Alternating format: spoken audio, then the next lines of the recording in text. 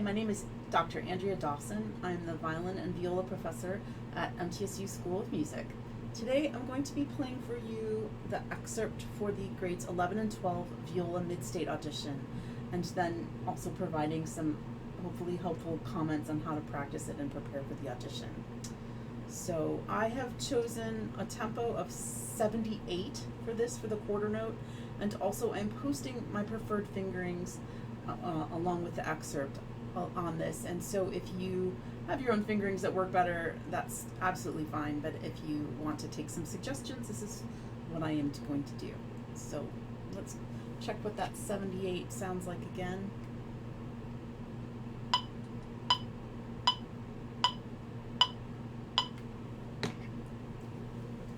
Hopefully I can stay nice and steady.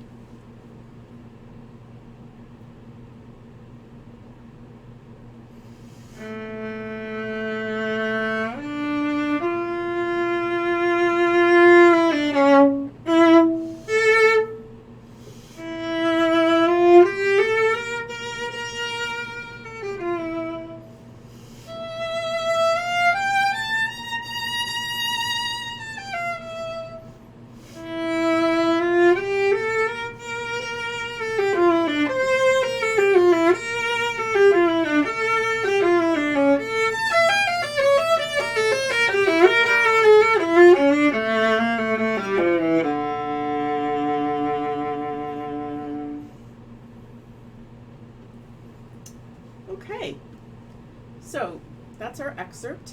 The first thing I think that we need to look at is to think about what key we're in. So we have one flat, and normally we'd think that was F major, but we can hear clearly that it's not F major. In fact, we are in the key of D minor.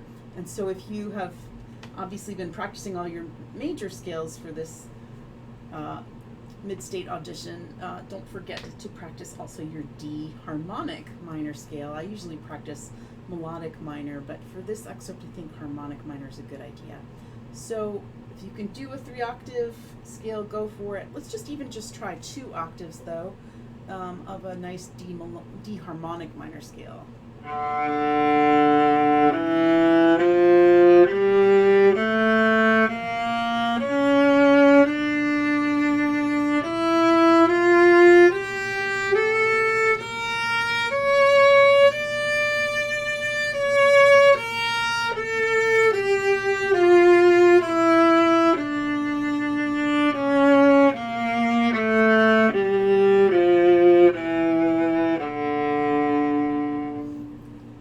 That will give us a good idea of those C sharps and B flats like we have in the second bar from the end.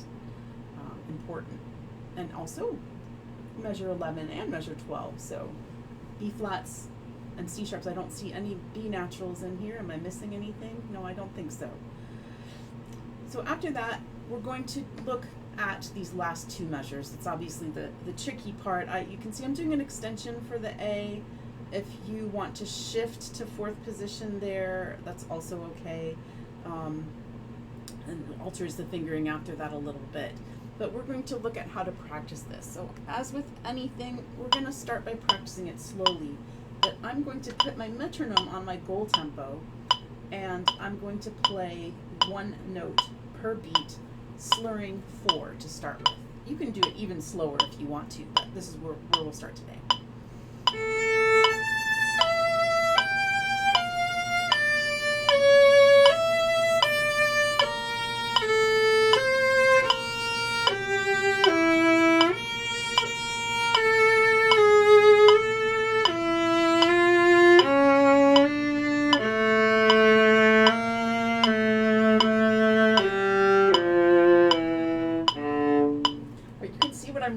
To do is my bow is moving for this exercise twice as slowly as it will when I play the excerpt at tempo, but I'm trying to really expand my sound here, because when we play something that we think is hard, our tendency is to play it very softly. So we want to practice that tone in right from the beginning. Right as I'm learning the notes, I'm playing with flat hair, good weight, pretty close to the bridge, to try to get my strongest tone possible. So challenging myself by doing that with a slower bow is a good idea, and that will make it easier in the long run. I would do that several times, Then we're going to go on and do 2 notes per click, still with the 4 bows. So it's 4 notes, 2 bows. So this will be a little easier.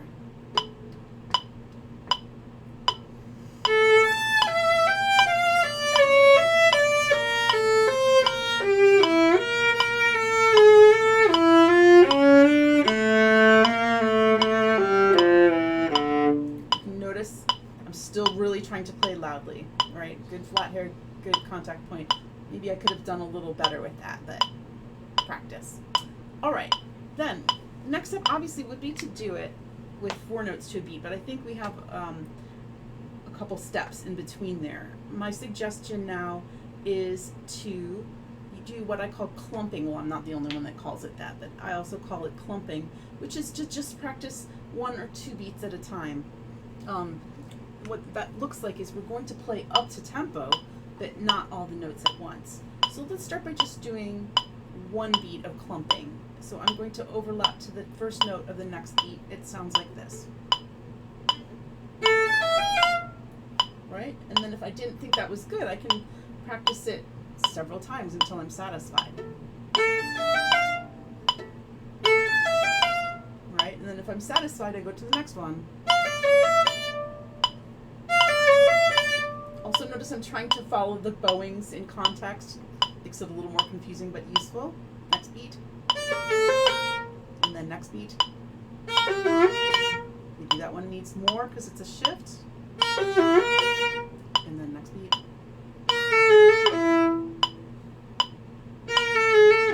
Next beat.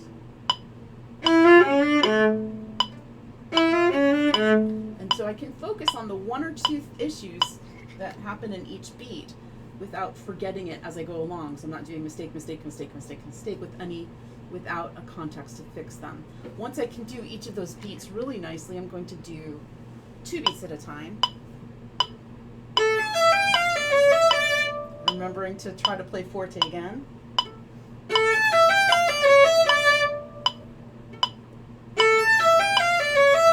And if I'm satisfied, I go on, or if I think it's better. Don't forget to make your up bow just as loud, flat hair at the towards the bridge. Ready, and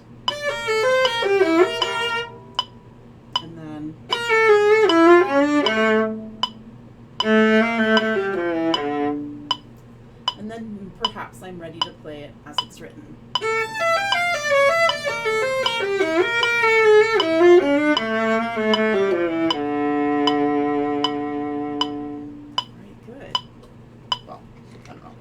Perfect, but better than before, right?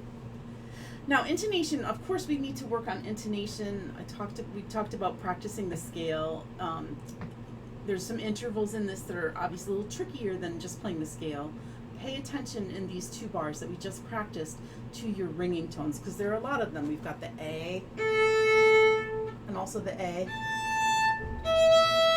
E will ring a little bit. G should ring.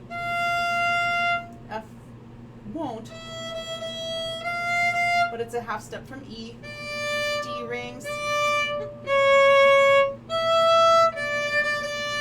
C sharp should be a half step from D, not too close, but. So we have all these ringing tones, and around those we have half steps. A C sharp, which wants to go to D, so think of that, feel that half step. We don't want to exaggerate those half steps, but we want them to be distinctly closer, obviously, than a whole step. So feel your half steps and really listen for all of those ringing tones as you're playing it very slowly. The thing that I want us to work on is getting to 5th position in bar 6. So the mistake that I see a lot of my students make, violinists and violists, but especially violists because bigger instrument, is that when we go to 5th position, we just don't want to let go of our thumb, and so we end up trying to play like this, and then we wonder why we're flat in 5th position. So please don't make that mistake here. We're going to practice this shift using a guide finger. So we're shifting from 2 on the E, and I have to go up to the F with the first finger, and I'm going to shift with my second finger into 5th position by going all the way to the G, which is the note that would be in fifth position if I were playing the second finger. I'm going to practice this, just that shift. I want to show you 3 ways. So here's from the front. Here's from this direction. And here's from this direction. Okay, so what you can see what's happening for me to get really properly into fifth position is my thumb has to come under the instrument. If I can still see my thumb when I'm playing in fifth position, then my fingers won't be able to reach the notes, right? So make sure that you can swing your arm forward, tap the other side of your instrument, right? Tap the other side, maybe do some pitsing, tapping here, but get that thumb underneath so that as we do, I have to go up the rest of the notes. So if I'm, you know, if I can reach the notes, they won't sound very good. I won't be able to vibrate. I won't have as much control over my fingers. So really make sure that you get up and over. If you still have trouble with that, I have another exercise for getting into the upper positions, which is to set all your fingers, don't worry about where, but set them all on the D string so that they're not touching the A string, and then we're going to just slide all the way up and back down again. And if we don't find a way to move our thumb around, we won't be able to get to the top of the fingerboard. So that is also a pretty useful exercise, I think. So then that is measure 6, getting to fifth position. Pivot. Test yourself, can I vibrate this note? If I can't vibrate it, I might not be fully in fifth position. Next, we want to look at that crescendo in the first 2 bars.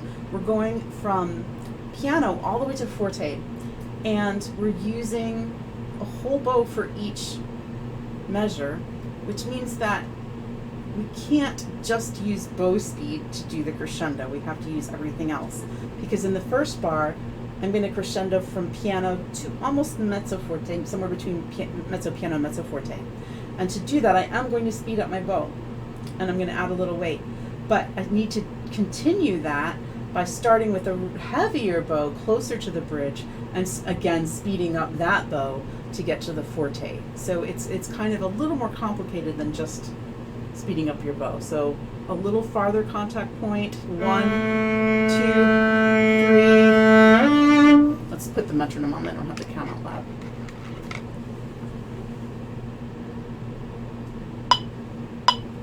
One, 2. So if I want to speed up my bow, I have to think that each beat gets more bow. So I'd map it out. First beat, second beat, third beat, fourth beat. Let's give it more. 1, 2. And we can practice that. 1, 2.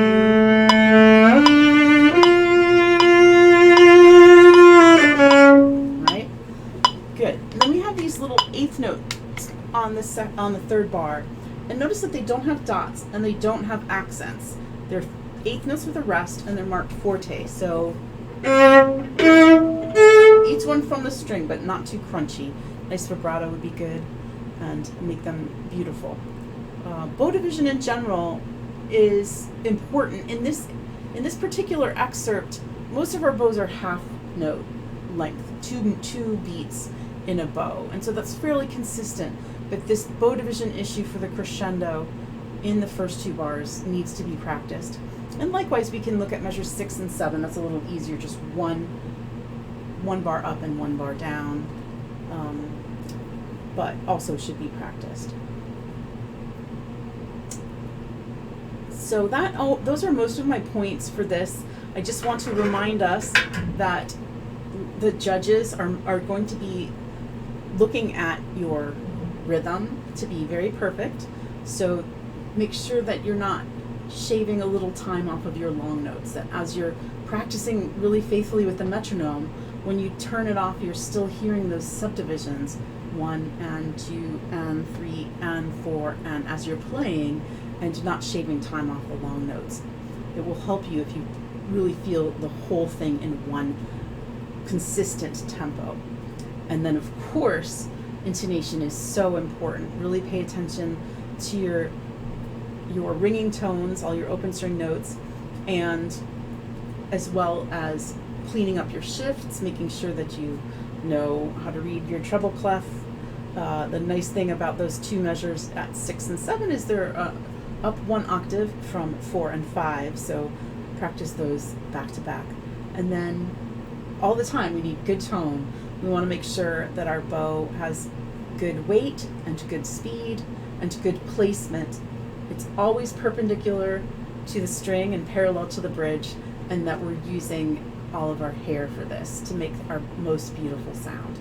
And vibrato, of course. So I hope that some of this was helpful, and I wish you the best of luck in your preparation for your Midstate audition. Don't forget to practice your 3 octave scales.